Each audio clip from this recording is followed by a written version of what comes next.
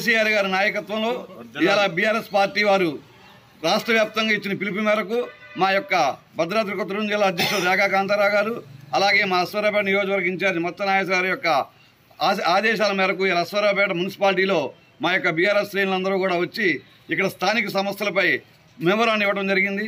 ఆ స్థానిక సమస్యలు ఏంటంటే ఎంబడే పిచ్చికారి మందులు కొట్టాలని, కలుపు మొక్కలు తీసేయాలని, అలాగే పారిశుద్ధ్య పనులు వెంటనే చేయాలని, పూడికలు తీయాలని, అలాగే మున్సిపాలిటీలో లైట్లు వేయాలని, అలాగే బ్లీచింగ్ పౌడర్ చల్లాలని, ఇప్పుడు ఈ వర్షాకాలం అవడం వల్ల జబ్బులు రాకుండా ముందు చర్యలు తీసుకోవాలని మా పార్టీ తరఫున తీర్మానం చేసుకుంటూ మేము డిమాండ్ చేయడం జరుగుతుంది.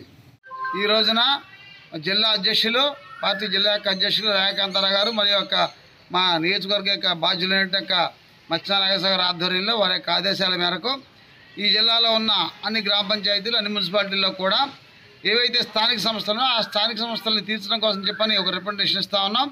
ఎందుకంటే వర్షాకాలం ప్రారంభమైంది. వర్షాకాలం ప్రారంభం అవడంతోనే మరి అనేక రకాలైన ఇబ్బందులు గ్రామ పంచాయతీలు ఏర్పడుతూ ఉంటాయి. అలానే విష జంతువులు, విష సర్పాలు లాంటివి కూడా ఏర్పడుతూ ఉంటాయి. అందుకని గ్రామంలో ఉన్న అన్ని రోడ్లు కూడా శుభ్రం చేయాలని చెప్పని, అన్ని ప్రాంతాలు అన్ని వార్డుల్లో కూడా పిచ్చి మొక్కలు ఏమైనా తీసేయాలని చెప్పని, అట్లే వాటికి కూడా మరి కావాల్సినట్టు సౌకర్యాలు అందించడం కోసం చెప్పని ప్రజలందరినీ కూడా ముందు తీసుకురావాలని చెప్పని, ఆ ప్రజలు కోరుకున్నట్టుగా ఏవైతే సైడ్ రైళ్లు ఉన్నాయో సైడ్ రైళ్లు కూడా పూర్తి స్థాయిలో తీసేయాలని చెప్పని, అలానే మరి అన్ని స్తంభాలకు కూడా లైట్లు వేయించాలని చెప్పని కూడా మేము స్పష్టంగా కోరుతా ఉన్నాం. మరి వీటితో పాటుగా మంచినీటి సప్లై కానీ, మరి ఇతర అంతర్గత రోడ్ల వ్యవహారాలు కానీ అన్నింటిని కూడా తీసుకొని ముందు తీసుకెళ్లేటట్టయితే గ్రామ పంచాయతీ బాగుంటుంది, అలానే మున్సిపాలిటీ కూడా బాగుంటుంది.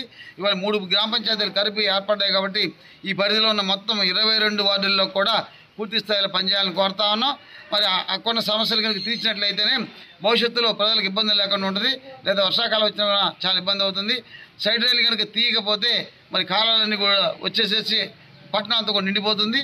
ఎందుకంటే ఈ పట్టణానికి ఉన్న ప్రత్యేకత ఏంటంటే ఇది కొబ్బరి చెప్ప ఆకారంలో ఈ పట్టణం ఉంటుంది. ఎటు వర్షాలు పడ్డా కూడా పట్టణానికి మధ్యలోకి వచ్చేస్తుంది కాబట్టి ఆ నీరంతా కూడా మురుగునీరు పోయేదానికోసం ఏర్పాటు చేయాలని చెప్పని కూడా ఈ సందర్భం కోరుతా ఉన్నాం. ఇండియా పాకిస్తాన్ ఉద్రిక్తతలపై లేటెస్ట్ అప్డేట్స్ కోసం డౌన్లోడ్ చేసుకోండి RTV లైవ్ యాప్.